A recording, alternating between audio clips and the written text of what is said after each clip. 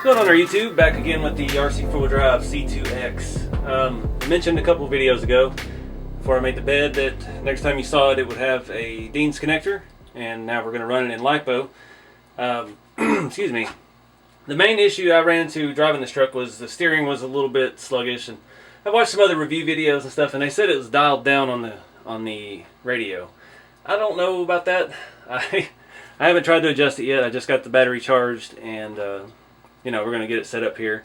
I did make some changes here to the steering, just little things. So let me show you what I'm talking about. So looking at the front suspension, the thing that stands out the most to me is why the steering was kind of dumbed down is the angle of the steering arm. It's way out here in front. Now I've moved this back to the second hole on the aluminum servo horn that it does come with, but it's still a pretty hard angle, and that's I don't know how much you want your steering links parallel, but due to the amount of suspension travel and stuff and the layout of this chassis with the panhard bar, the 3-link, you just can't flip it around backwards. You can't really get it exactly where it needs to be. So I think we're going to try to see if the Lipo, the extra voltage, improves the steering, and we'll tweak the controller and see if that fixes it. Hopefully it will, because I really don't have a solution for moving the servo. There's not a good spot. You're kind of limited on this chassis. It does have a Delrin, looks like a Delrin cross member, a servo mount. Might be aluminum. I can't tell. But yeah, and you can't flip the horn because then it's in the way of the panhard bar for the 3-link system. You can't really put a 4-link on the front of this because the way the R3 transmission dips down on one side. I don't know where my battery clamps are. Hopefully this thing doesn't take off on us. I was going to swap this over to my Spectrum, but I don't have any more receivers. So this is the first time I've powered it on in Lipo mode. There's the on switch on this thing. There it is. Alright, we got power. Thing looks good there. Alright, so looking at the steering, that's all we're getting. That's it. So let me see what we got here. I've got the trim. Still getting no left turning. There we go. Alright, so it was just dumbed down on the settings. That looks much better. I did have to adjust the trim a little bit since I did move the hole on the servo arm.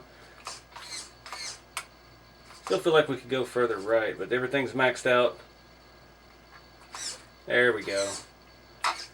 Alright, so yeah, we'll strap the battery down. We'll take this thing outside in the backyard and try it out. This will be the first run with the bed I made for it. We need to see how that looks out on the run.